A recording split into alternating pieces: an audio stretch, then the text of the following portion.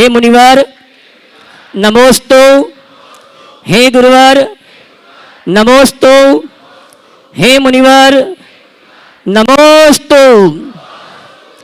आइए गुरुवर के आशीर्वाद से हम विश्व विख्यात संघ का समाधान का कार्यक्रम प्रारंभ करें। उन्नति पूछिए। नमोस्तु महाराज जी। आज तक मैंने उन्नति के मुख से आपके बारे में सुना, लेकिन आज आपके दर्शन पाके मैं धन्य हो गया। महाराज जी, हाल ही में मैं एक आर्टिकल पढ़ रहा था जिसमें इराक में एक धार्मिक अनुष्ठान में एक खास समुदाय ने हर चीज़ मुफ्त कर दी, और उसके उलट हमारे यहाँ पे कोई धार्मिक अनुष्ठान होता है तो आसपास के व्यापारी लोग हर चीज़ को डबल कर देते हैं। तो महाराज जी, हम अपने धर्म में इस लाभ और लोभ की प्रवृत्ति को कैसे कम कर सकते हैं? देखिए, ये तो व्यापारियों की सोच अलग है और धार्मिकों की सोच अलग है। आज हमारे देश में भी बड़े बड़े आयोजन होते हैं जिसमें सहभागी होने वाले को सब चीज़ें मुफ्त मिलती कि नहीं मिलती, आप उसको देखें। हम बाजार को नहीं संभाल सकते, हम अपने परिवार को संभाल सकते, समाज को संभाल सकते हैं। उन्होंने अगर किसी धार्मिक आयोजन में सब चीज़ें मुफ्त की होगी तो वो एक खास समुदाय के लोग होंगे और उस समुदाय के लिए किया है, बहुत अनुकरणीय पहल है, ऐसा होना चाहिए। कुछ लोग आगे। नमोस्तु महाराज जी। हाँ महाराज जी, आज अभी तक अनुभव केंद्र के बारे में सुना था, आज प्रत्यक्ष उसको देखा। महाराज जी, पास्ट की बहुत सारी मेमोरी सामने आ गई। इसके पहले बहुत सारे थीम पार्क देखे, Akshardham, Mathura, light and sound show, animation show, सारे कुछ देखे। बहुत सारा पे करके उस शोज़ को देखा था। लेकिन महाराज जी, ये जो सिद्धांत है, ये जो अनुभव केंद्र है, शायद विश्व में एक पहला ऐसा प्रयोग होगा, एक ऐसी पहली परिकल्पना होगी जो जैन धर्म के मूल सिद्धांतों को सभी को बताएगी।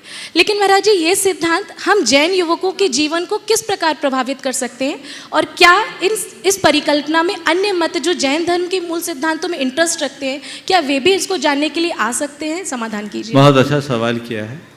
मैं तो इतना ही कहूँगा कि अनुभव केंद्र में आने के बाद क्या अनुभव होगा, इसका अंदाज तो आज ही जो अनुभव केंद्र में जाते हैं उसको हो जाता है। तो मैं भी हुआ होगा। जी महाराज जी। यहाँ का जो अनुभव केंद्र है वो दुनिया के सभी अनुभव केंद्रों से कुछ हटकर है। दुनिया में इस प्रकार के जितने भी एक्सपीरियंस सेंटर या थीम पार्क है, वे सब एडवेंचरस है या इंटरटेनमेंट के लिए है, मनोरंजन के लिए। यहाँ का अनुभव केंद्र मनोरंजन के लिए नहीं, मनोमंथन के लिए, लोगों को एक आध्यात्मिक दिशा देगी।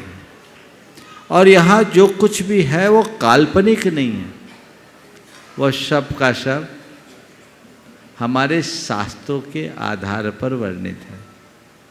जहाँ तक सवाल है लोगों में बदलाव का,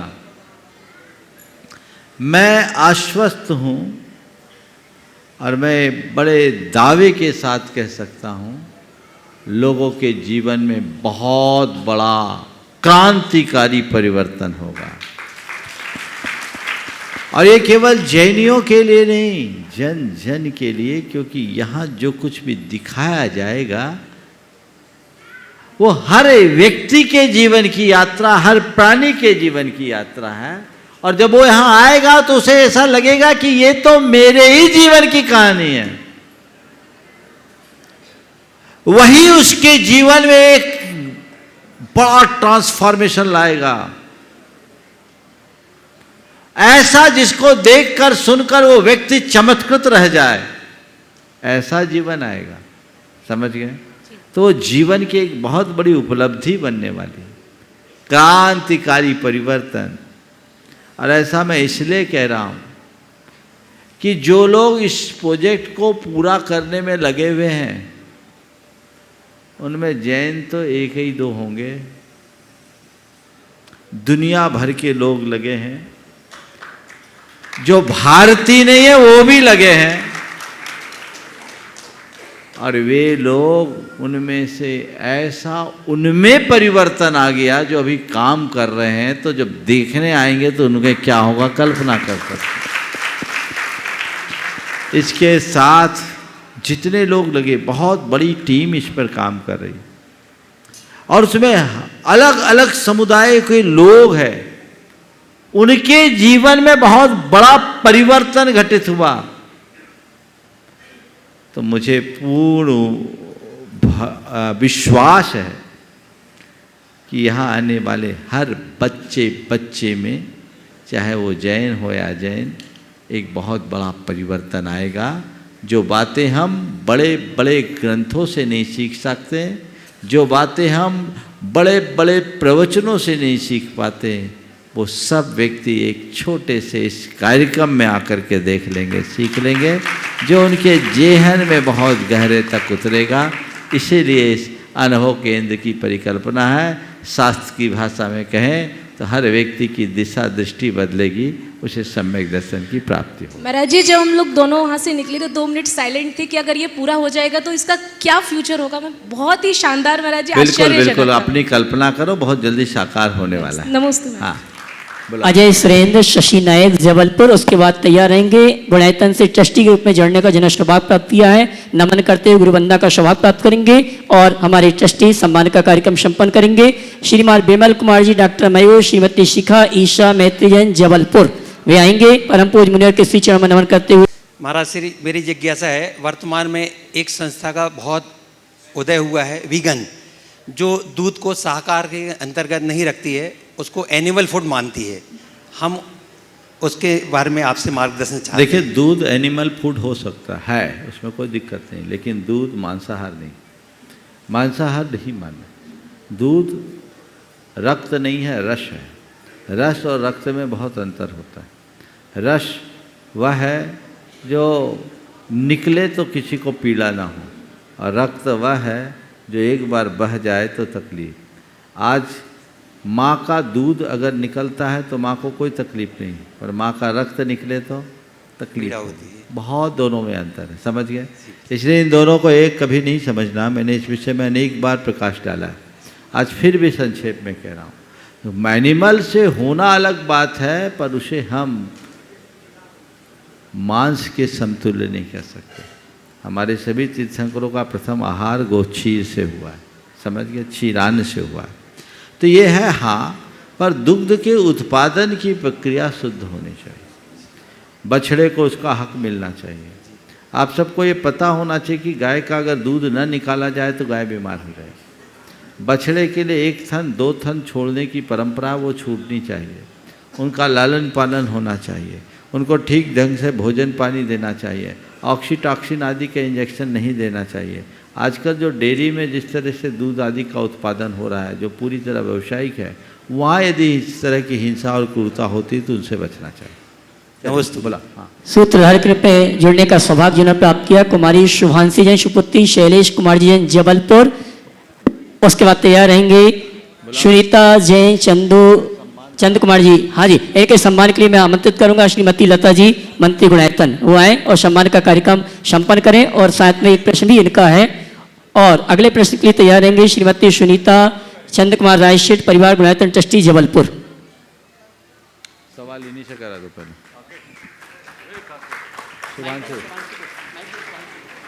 यही दे दो। महाराज जी, गलत करने वाले को माफ़ करना आसान होता है, मगर गलत सहने वाला एक गिल्ट में रह जाता है कि उसने गलत क्यों सहा। तो लाइफ में कोई अंडू बटन तो होता नहीं कि पीछे जाके उसे सुधारा जा सके। तो उस गिल्ट से कैसे बाहर निकला जाए, खुद को माफ़ कैसे किया जाए?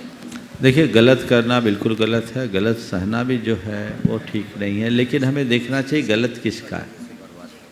यदि कुछ ऐसा गलत है जो अपने ही अपने परिवार का बीच का, और हमने सहा, तो उससे नसीहत लेकर के भी अपने जीवन को आगे बढ़ा सकते हैं। और कहीं ऐसा कुछ गलत दिख रहा है जो हमारे साथ या औरों के साथ भी अत्याचार है, तो हमें उसी तरह प्रतिकार करना चाहिए। पर यदि कदाचित ऐसा कुछ हुआ है, हम किसी के दुर्व्यवहार के शिकार बने हैं, तो हमें अपने जीवन को आगे विस्तारित करना चाहिए। और उसके लिए लोगों को या तो हम उसका प्रतिकार करें, और नहीं है तो अपने मन के बोझ को उतारने के लिए गुरुओं की शरण करें। रायशेष श्रीमती सुनीता जी, चंद कुमार जी, गुणायतन ट्रस्टी, जबलपुर। उसके बाद तैयार रहेंगे मिनी रमेश जैन, सतना। मुनिद्वय की चरणों में मेरा, मेरे परिवार और मेरे समस्त नगरवासियों का कोटि कोटि नमन। महाराज श्री, लोहे को कोई बर्बाद नहीं कर सकता, लेकिन लोहा इसका खुद का जंग उसे बर्बाद कर देता है। फिर से बोलो।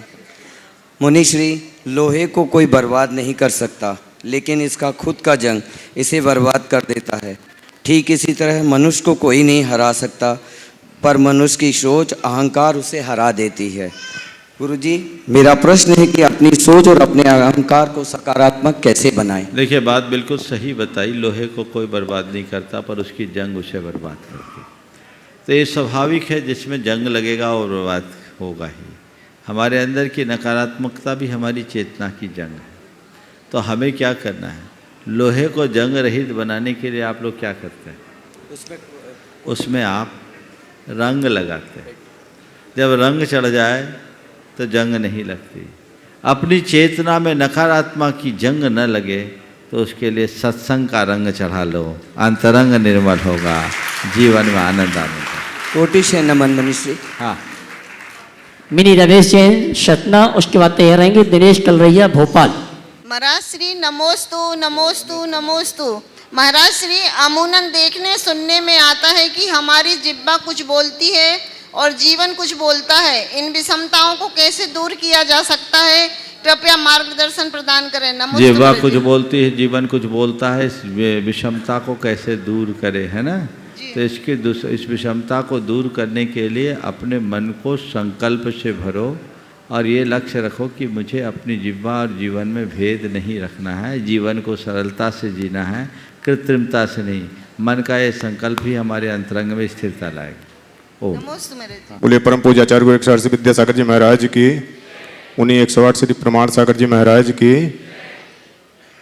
बंधुओं, मैं जानता हूँ आप सभी गुणायतन के प्रेमी हैं और गुणायतन के माध्यम से ही एक मानव सेवा के लिए समर्पित संस्थान सेवायतन, जो मानव सेवा समर्पित संस्थान सेवायतन, जो मानव सेवा के लिए निरंतर नए नए आयाम अर्जित कर रहा है और आज एक सेवायतन के माध्यम से नए इतिहास का सृजन हुआ है।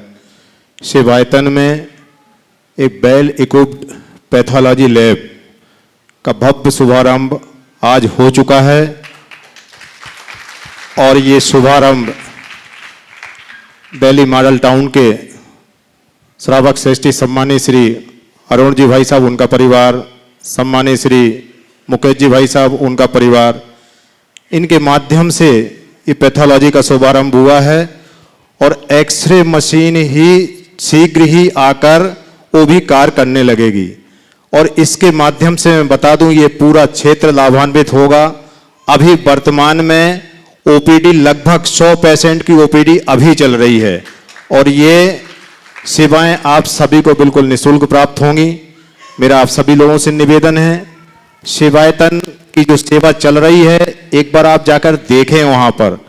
अभी महाराज श्री, जो मुझे जानकारी मिली है कि महाराज श्री टाइम बिंग कुछ समय के लिए कुछ अगर ऐसे मरीज आते हैं कि जिनको कुछ समय के लिए वहां एडमिट करना पड़ेगा तो वो व्यवस्था भी वहां प्रदान करने के लिए प्रयास चल रहा है। आप सभी का सहयोग सेवायतन के लिए भी अपेक्षित रहेगा। बोलिए परम पूज्य मुनि श्री 108 प्रमाण सागर जी महाराज की। दिनेश कलरैया भोपाल। उसके बाद मैं सम्मान सहित आपकी तालियों का सम्मान चाहूंगा, जो विगत 14 वर्ष से हमारे मध्य प्रदेश के श्रावक श्राविकाओं को तीर्थ यात्रा करवाने का सौभाग्य दिलाते हैं। राष्ट्रीय युवा महासंघ के सभी पदाधिकारी आएंगे और परम पूज्य मुनिवर के श्री चरण वंदन करते हुए गुरु वंदना का। परम पूज्य गुरुदेव के चरणों में कलरैया परिवार भोपाल का त्रिवाल नमोस्तु नमोस्तु नमोस्तु।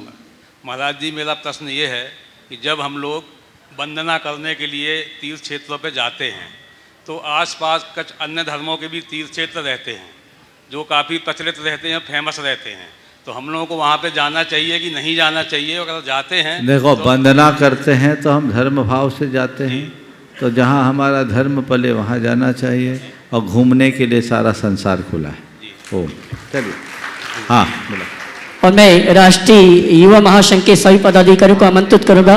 राष्ट्रीय दिगंबर जैन युवा महासंघ के सभी पदाधिकारी जो विगत 2006 से अनवरत तीर्थ यात्रा वंदना कराने का, शिखर जी की वंदना कराने का सौभाग्य दिलवाते हैं, मैं चाहूंगा वे सभी पदाधिकारी यहाँ पर आए और परम पूज्य मुनिवर के श्री चरण वंदन करते गुरु वंदना का सौभाग्य प्राप्त करेंगे।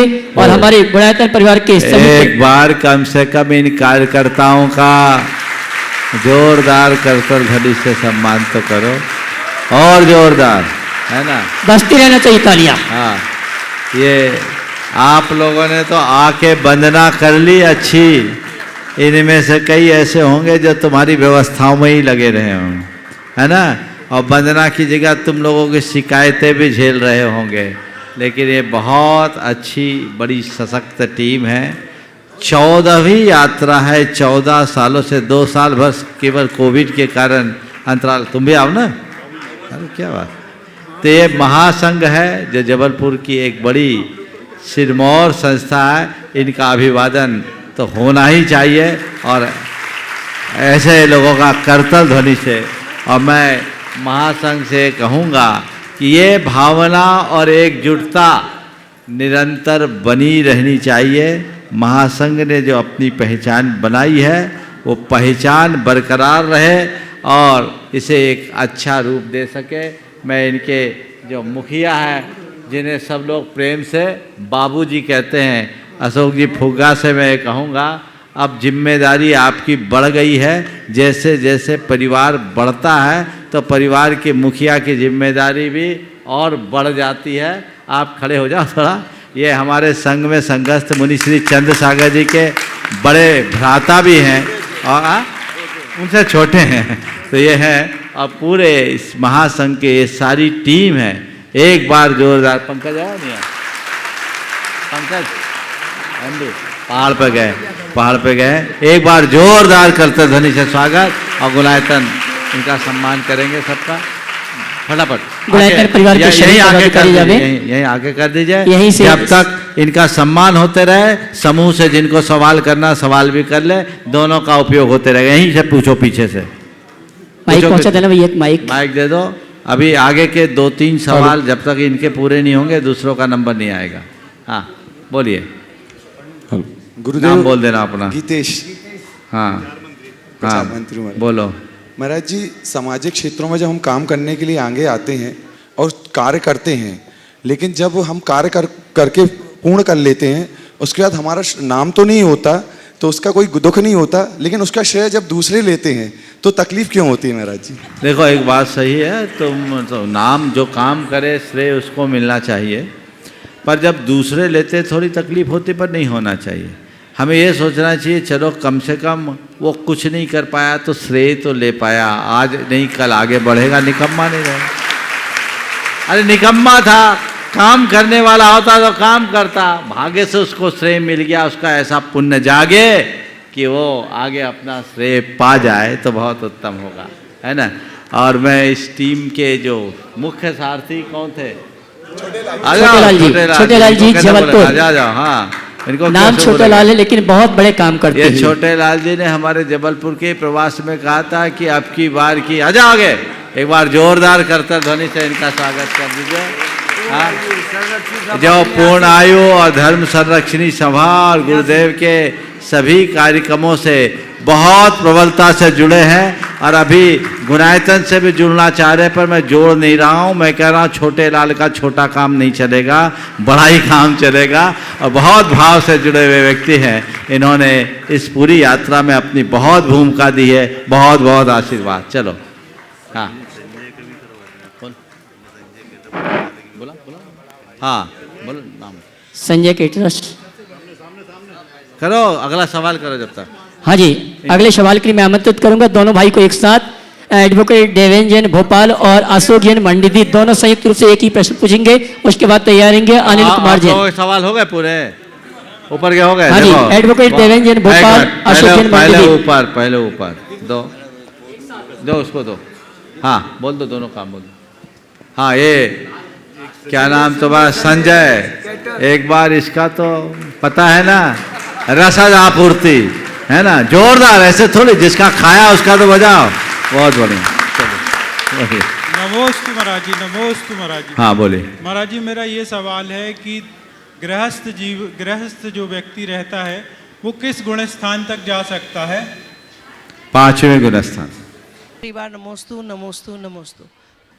ये जानना चाहती हूँ कि प्रैक्टिकली मोह कैसे कम किया जाए। हम बहुत सुनते हैं, समझने की कोशिश करते हैं, पर कम तो नहीं हो पाता। देखिए, मोह कम कैसे किया जाए? बहुत अच्छा सवाल किया है। आपके जीवन में कभी किसी व्यक्ति के प्रति आपका बड़ा प्रगाढ़ मोह रहा होगा, और ऐसा कोई व्यक्ति जो दिखता कुछ और होगा और अंदर से कुछ और होगा, होता है किसी भी व्यक्ति के जीवन में। एक साथ आ जाओ। ऐसा कोई व्यक्ति रहा होगा और अचानक उसकी वास्तविकता का पता लग गया, जिस पर आप बहुत भरोसा करते थे, जिसको आप एक पल भी जिससे अलग होना नहीं चाहते, और उस व्यक्ति की सच्चाई का पता लगा कि ये व्यक्ति तो कुछ और है। फिर उसके प्रति कोई लगाव बढ़ता है। हमारे यहाँ कहावत है, मोह भंग हो गया। क्या? मोह भंग हो गया। तो बस मोह को समाप्त करने का व्यवहारिक रास्ता यही है कि सच्चाई को जानो। बात समझ में आ रही? जी। जिस दिन जीवन के यथार्थ को पहचान लोगे, तुम्हारा मोह पल में भंग हो जाएगा। तो हम लोगों के साथ मुश्किल यही है कि पूरा जीवन हम यथार्थ को झुठलाने में खपाते हैं। हमारी कोशिश यथार्थ को जानने की होनी चाहिए। सच्चाई क्या है? हमारा मोह है, किससे मोह है? पर से, अपने से, अपने शरीर से, हमने अपनी जो छवि बना रखी उससे, अपने परिवार से, अपने रिश्तेदारों से, अपने धन संपत्ति से, है ना? जी जी बिल्कुल। ये मेरा है। बिल्कुल मेरा है। जब तक तुम्हें ये मेरा दिखते रहेगा, मोह भाव पनपते रहेगा।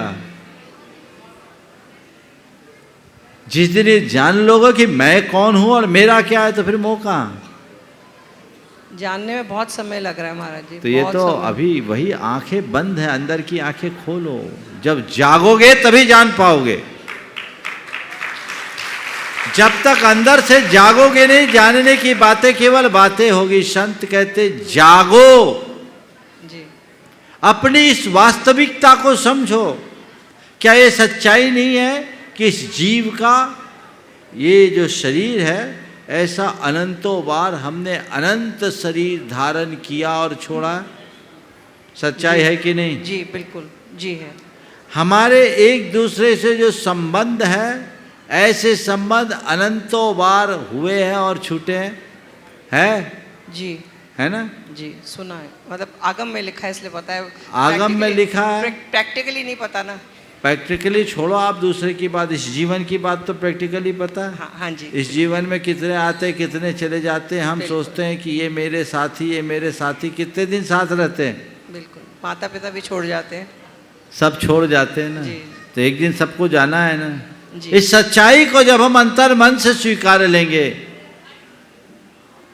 उसी पल हमारा मोह समाप्त होगा, विवेक जागृत होगा। हम समझेंगे ये संसार है, आना जाना है, ये दुनियादारी है, ये रिश्ते नाते केवल 4 दिन के हैं, बनते हैं और बदलते हैं। तो जीवन परिवर्तित होगा।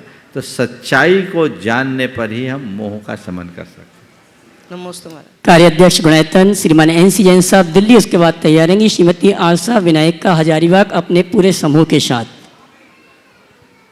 द्वय मुनिराजों के चरणों में मेरा, मेरे परिवार, समस्त मॉडल टाउन और दिल्ली जैन समाज का त्रय बार नमोस्तु गुरुवर। मुनिवर कहते हैं कि नदी में डूबने से कभी मौत नहीं होती। मौत तो जब होती है जब हमें तैरना नहीं आता है।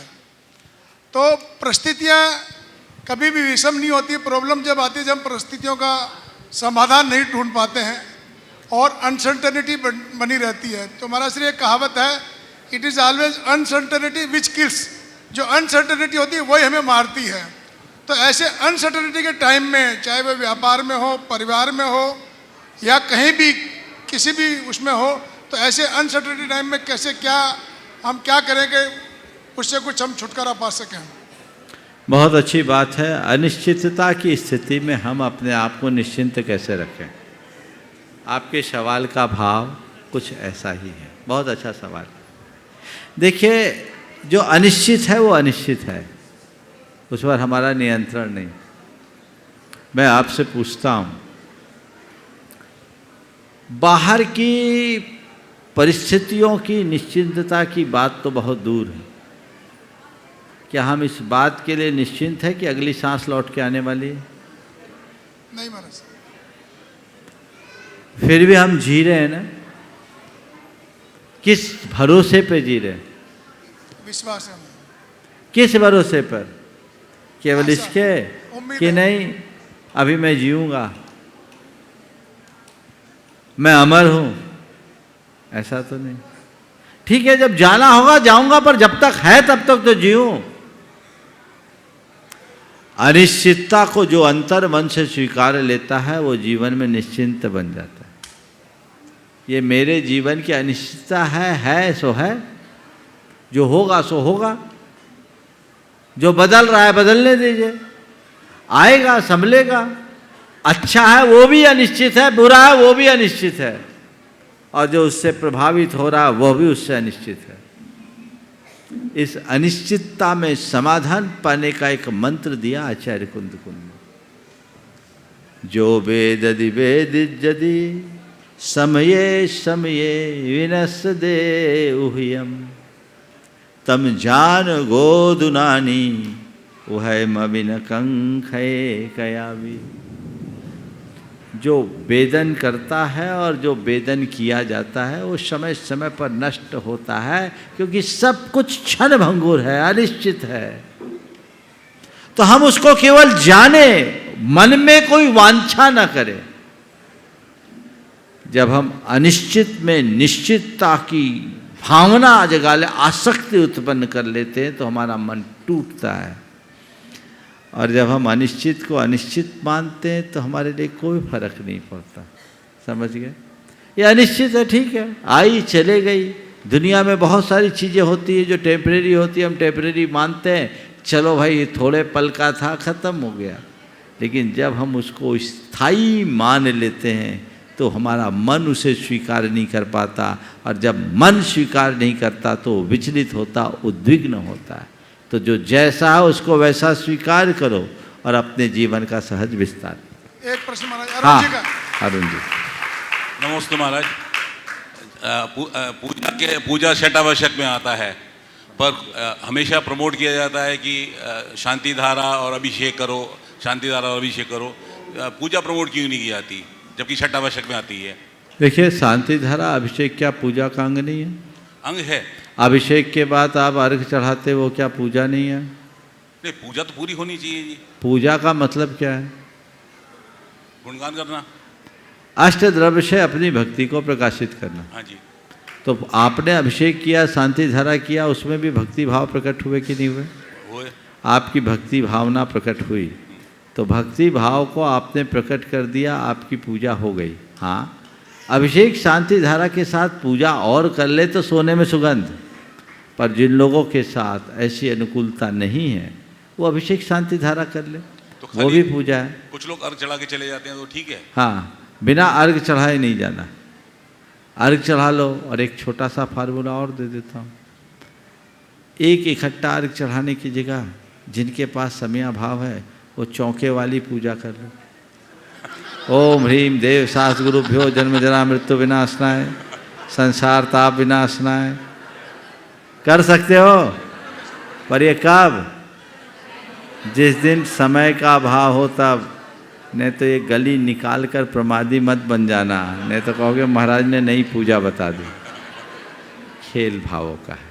बहुत बहुत अच्छी बात है। आज का एक बहुत अच्छा संयोग है। मैं चाहूँगा महाराज एक प्रश्न और है। हाँ, पहले जो आप बोलो। अभिषेक होता है वो मस्तक पे करना चाहिए या चरणों में भी करना चाहिए? देखिए, हम तो मस्तकाभिषेक ही करते हैं। अभिषेक क्या? अभिसिंचनम अभिषेक का पूर्णतः जहाँ हम जो जल की धारा करें सिर से पाँव तक आ जाए, तो सामान्य रूप से ऊपर ही करना चाहिए। पर जहाँ बिंब बड़े हो, हाथ न पहुँच पाए, तो चरणों में कर सकते हैं। चलिए, आज बहुत अच्छा संयोग बना है। मैं चाहूँगा एक बार मंच पे ही ले आइए इनको। अरुण जी, उनकी श्रीमती जी, और साथ में मुकेश जी विकासपुरी वाले आ जाइए। अरुण जी गुणायतन के एकदम आरंभिक दिनों से ट्रस्टी रहे हैं। पहले अरुण जी आए, तो एक साथ ही आ जाए चारों। हाँ, मुकेश जी मॉडल टाउन वाले, उनके वो भी आ जाए, साथ में ही आ जाए। ये अरुण जी आइए, आप सामने आइए पहले। मैं आज अरुण जी का एक नए रूप में परिचय कराने जा रहा हूँ। अरुण जी और आपके जाकर के मुकेश जी, मॉडल टाउन पूरी की पूरी समाज गुनायतन से जुड़ी है। आज मुझे जानकारी दी एनसी जैन साहब ने कि 17 लोग मॉडल टाउन से गुनायतन के ट्रस्टी हैं और इन लोगों का हर कार्य में बहुत अच्छा योगदान रहा है। प्रारंभ से श्री सेवायतन के कार्यक्रम की जब शुरुआत हुई थी तब भी एनसी जैन के नेतृत्व में, अरुण जी के नेतृत्व में, इनके एक भाई साहब भी आते थे अरुण जी के, क्या नाम था उनका, पीडी जैन। ये लोग बार बार आते थे और गांव-गांव में जाकर के काम करते थे। इन लोगों का सेवायतन से जुड़ाव बहुत अच्छा था। आज हाँ, उस समय 120 गायें केवल मॉडल टाउन से आई थी। बहुत अच्छा कार्य किया है। और आज उस कड़ी में एक और अच्छी कड़ी जुड़ी जिसकी कल चर्चा की गई थी।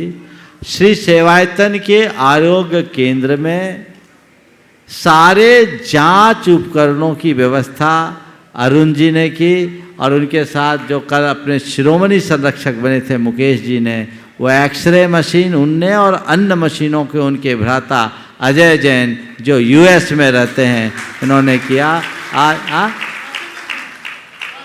राजेंद्र जैन, सॉरी, तो राजेंद्र जैन इन्होंने किया है। आज उसका विधिवत शुभारंभ हुआ है। हम इनकी भूरी भूरी प्रशंसा करते हैं, सराहना करते हैं। ऐसे परिवारों का अभिनंदन होना चाहिए और हम चाहेंगे कि गुनायतन की ओर से गुनायतन के पदाधिकारी आ जाएं। आइए एनएल जैन साहब, सुनील जी, राय सेठ आइए, राय सेठ चंदू भैया, अरविंद राजे, अरविंद राजा, इनका आप लोग करतल ध्वनि से आप सबकी अनुमोदना के साथ बहुत अच्छा कार्य इन्होंने किया है। और रमेश जी आप भी आइए। हाँ, महिलाओं का सम्मान के लिए श्रीमती लता जी, शकुन दीदी आ जावे और श्रीमती आशा विनायका वो भी आ जावे, हमारी सम्मानी। ये बहुत अच्छा कार्य। और इसी कड़ी में चलो ये हो जाए फिर बोलता हूँ। हाँ,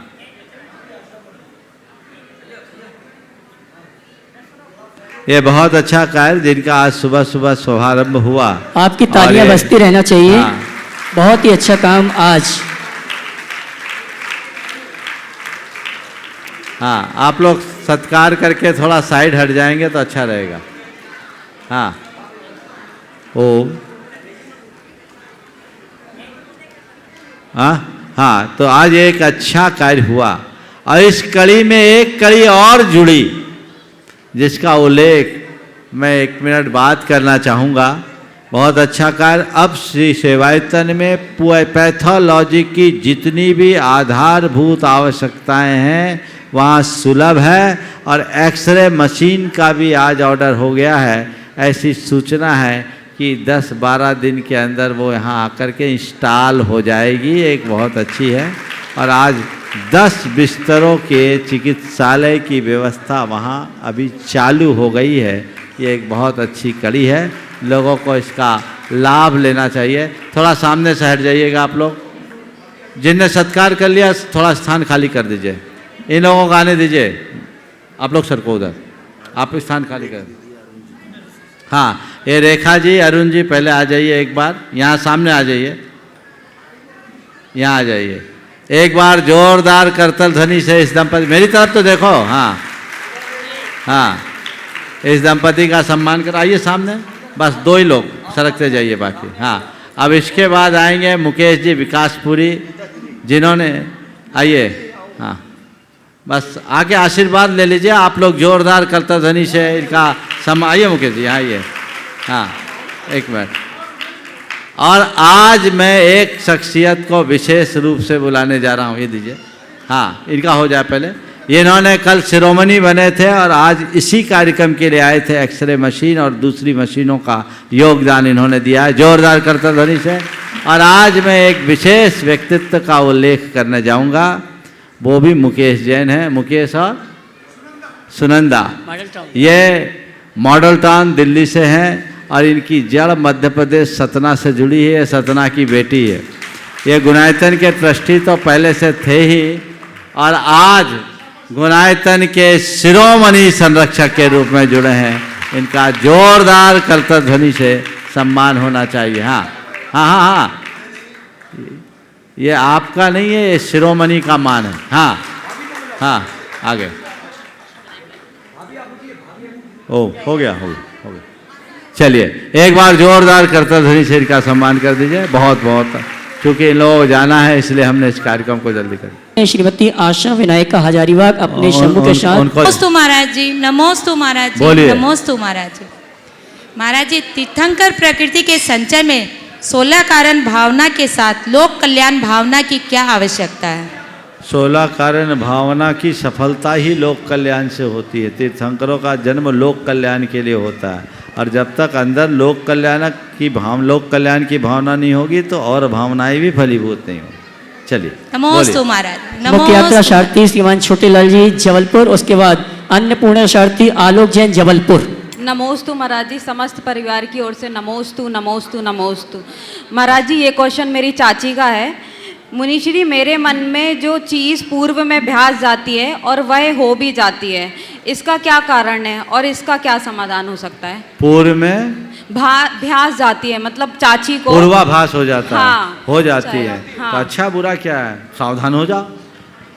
किसी किसी को ऐसा होता है, अच्छी बात। महाराज जी, एक क्वेश्चन और मैं पूछूं? एक ही, एक। चलो। अन्नपूर्णा शारथी आलोक जैन जबलपुर अपने परिवार के साथ, उसके बाद तैयार रहेंगे आदर्श जैन देहा परिवार अमर पाटन। मुनिद्वय के चरणों में बारंबार नमोस्तु, पूरे परिवार का नमोस्तु। महाराज श्री, मेरी शंका आज सुबह के विधान से है। जब हम लोग सुबह विधान के लिए तैयार होते हैं, खड़े होते हैं, शुद्धि करते हैं और चारों दिशाओं की शुद्धि करते हैं, तो उस समय पुष्प क्षेपण करते हैं, तो कभी सामने श्री जी होते हैं और नीचे पूजन की थाली रखी होती है, तो हमारे पुष्प उसमें चले जाते हैं या दूसरों के द्वारा चले जाते हैं, तो ऐसा होना सही है या गलत है? ये मंत्रित पुष्प है, अर्पित पुष्प नहीं। पूरे वातावरण की शुद्धि के लिए, तो उसमें कोई दोष नहीं। जी महाराज, नमोस्तु महाराज जी, नमोस्तु महाराज। आदर्श जैन नेहा परिवार अमर पाटन, और उसके बाद तैयार रहेंगे पिंकी जैन जबलपुर। नमोस्तु महाराज श्री। दुनिया में सबसे बड़ा बादशाह वक्त का कहना है, मैं कल फिर नहीं आऊँगा, मुझे खुद नहीं पता कि तुझे हंसाऊंगा या रुलाऊंगा। जीना है तो बस इस पल को जी ले, क्योंकि मैं किसी भी हाल में इस पल को अगले पल तक रोक नहीं पाऊंगा।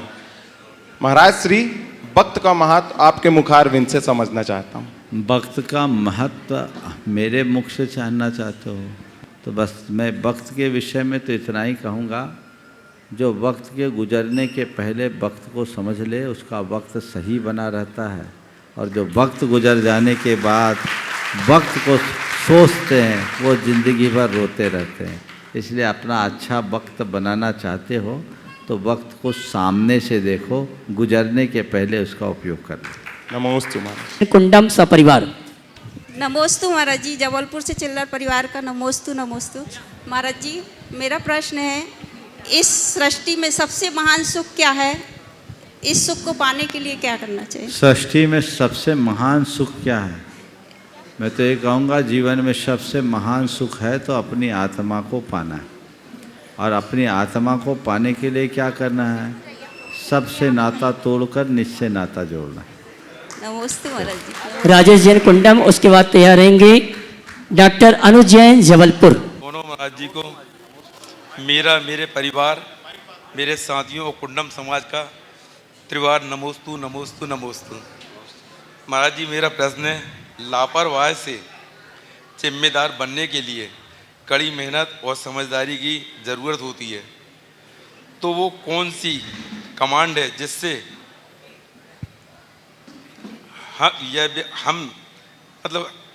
यह व्यक्ति लापरवाही से समझदारी का हिस्सा बन सके? बहुत अच्छी बात है। लापरवाह से समझदार बनने के लिए अपनी जिम्मेदारी को निभाना जरूरी है, पहचानना भी जरूरी है। आपने पूछा वो कौन सी कमांड है जिससे हम लापरवाह से समझदार बन सकें, तो मैं तो इतना ही कहता हूँ, अपने जिम्मेदारी को निभाना है ना, और इसको जानना है, तो पहला काम तो ये करो कि अपने अतीत की लापरवाही से कुछ सीख लो, या जिनने अपने जीवन में लापरवाही रखी है उनसे सीख लो, तो हम अपनी जिम्मेदारी को समझ सकते हैं। अपने मन को जहाँ तक कमांड देने का सवाल है, तो अपने मन को कमांड देने के लिए मैं यही कहूँगा, जब भी हम चाहें तो मुझे जिम्मेदार बनना है, मुझे जिम्मेदारी निभानी है, और मुझे सावधानी से जीना है। ये बार बार अंतर मन में भावना आएगी तो फिर लापरवाही कम। डॉक्टर अनुज जैन जबलपुर, उसके बाद तैयार रहेंगी उन्नति सुमेश जगाती इंदौर। मैं कहना चाहूँगा, एक मिनट बोलो, हाँ बोलो। नमोस्तु महाराज श्री, नमोस्तु महाराज जी। हमारे साथ ऐसा होता है कि हमको सोचते हैं अच्छा करने के लिए, लेकिन वो कर नहीं पाते। मतलब कुछ भी सोच लेते हैं कि ऐसा करेंगे, और कई बार होता है कि वो चीज़ कर नहीं पाते। तो ऐसा बहुत लोग हैं सोचते तो बहुत है, सबकी इच्छा होती कि हम दीक्षा ले लें, होती कि नहीं होती, ले नहीं पाते। समझ गए? 4 बातें कहता हूँ महाराज जी। सुनो, 4 बातें। सोचना, सोचने मात्र से काम नहीं चलेगा। डिजायर, समझ गए? डिसीजन, डिटर्मिनेशन और डिवोशन, ये 4D चाहिए। मन में डिजायर आई, इच्छा आई और गई। कितनी आती पता ही नहीं लगता, जहां आई वहीं समा जाती। लेकिन अपनी इच्छा को निर्णय में बदलो, डिसीजन में आओ। जो सोचते हो कर लो, पक्का नहीं है, सोचे मुझे करना है, इच्छा है, करना है। समझ गए? फिर इतने में ही नहीं, डिसीजन भी बहुत ले लेते हैं लोग। हमने डिसाइड कर लिया, पर इम्प्लीमेंट करना है नहीं, करके रहना है। ठान लो, डिटरमाइंड हो जाओ। ये तीसरा चरण है, समझ गए? फिर जो करना चाह रहे हो, जिसमें लगे हो, उसके लिए पूरी तरह समर्पित हो जाओ। डिवोशन। तो डिजायर से जब डिवोशन होगा तब जीवन का प्रमोशन होगा। नमोस्तु महाराज श्री, नमोस्तु। डॉक्टर अनुज जैन जबलपुर, उसके बाद तैयार रहेंगी उन्नति सुमेश जगाती इंदौर। ओम नमोस्तु महाराज जी। महाराज जी, जब मेरा MBBS चल रहा था तो डॉक्टर्स के बीच में मतलब ड्रिंक करना, अल्कोहल, ये बहुत कॉमन होता है डॉक्टर्स के बीच में। और ड्रिंक करते करते महाराज जी जितने वेजिटेरियन दोस्त थे वो सब नॉनवेज भी खाने लग जाते हैं ड्रिंक, मतलब नशे में आने के बाद। उनको समझाने में सिर्फ कला और मतलब मैंने रिलेशन ही ख़राब करे हैं अभी तक। और ऐसी पार्टीज़ को अगर बॉयकॉट करो, अगर अपन सोचो कि अब नहीं जाएंगे, तो घर पे बैठे बैठे भी ख़राब लगता है और मतलब कोई मतलब नहीं निकलता महाराज जी कुल मिला के। अभी मैं आगे PG करने जा रहा हूँ तो वहाँ पर भी सेम माहौल रहेगा महाराज जी मेडिकल कॉलेज में। तो देखो, बहुत अच्छी बात है अनुज। मुझे बड़ी प्रसन्नता है कि तुमने मेडिकल की पढ़ाई की और अपने दामन को बेदाग रखा। न केवल ये मेडिकल के क्षेत्र में, अभी तो हर उच्च शिक्षा के क्षेत्र में ऐसा हो रहा है। और लोगों ने ड्रिंक को, मद्यपान को एक आम जीवन का अंग जैसे स्वीकार लिया है, जो अच्छी बात नहीं है। जहाँ तक लोगों को समझाने का सवाल है, तो हमें उन्हें ही समझाना चाहिए जो समझना चाहे। जो समझना नहीं चाहता, उनसे अपने आप को, अपनी एक सुरक्षित दूरी बना लेनी चाहिए। अगर वो दूरी बना लेते हैं तो ठीक होगा। दूसरी बात, अब हम उस माहौल में जाए, बायकॉट करें कि जाएं, तो मेरा कहना है जो पाप हम करते नहीं, उस पाप की अनुमोदना भी नहीं करना, हमें नहीं जाना। और उनको इस बात को जब मौका मिले, जब वो लोग फ्री हों, तो उनसे कहे कि भाई तुम्हारी जो जीने की शैली है उसे हम नहीं अपना सकते, वो हमारे संस्कारों के विरुद्ध है, हम उसमें अपनी सहभागिता नहीं दे सकते। मेरा रास्ता अलग है, तुम्हारा रास्ता अलग है। हम अपना वो समय किसी और दूसरे काम में लगाएं। और इस समय ऐसे मौके का उपयोग उन बच्चों के साथ या उन मित्रों के साथ बिताओ जो इससे थोड़ा परहेज रखना चाहते हैं। उनको बोलो और उनको इसके लिए प्रमोट करो और अपनी एक अलग कंपनी बना लो, तो तुम अलग से डेवलप कर पाओगे। मेरे संपर्क में तुम्हारे जैसे अनेक ऐसे युवा हैं और युवतियां हैं जिन्हें मेडिकल किया, PG किया और उससे ऊपर DM तक गए, पर कभी इनको हाथ भी नहीं लगाया। मिलते हैं ना, अपवाद स्वरूप मिलते हैं। पर यही तुम्हारे संस्कारों की परीक्षा है, यही तुम्हारी दृढ़ता की परीक्षा है। समझ गए? तो अपने आप को दृढ़ रखो और कोई मिले तो उनसे कहो कि भैया कम से कम अपने गौरव को तो खंडित मत करो, तो व्यक्ति में परिवर्तन आएगा। और मैं सभी से कहूँगा, अपने बच्चों को जब भी आप उच्च शिक्षा के लिए भेजो, तो उससे पहले 10वीं पास होते ही बच्चों को गुरुओं के पास लाकर संकल्पित करा दो। यदि वो संकल्प के सूत्र में बंध जाएंगे तो उनका जीवन बदल जाएगा, संभल जाएगा, इसी में वे सुखी हो सकेंगे।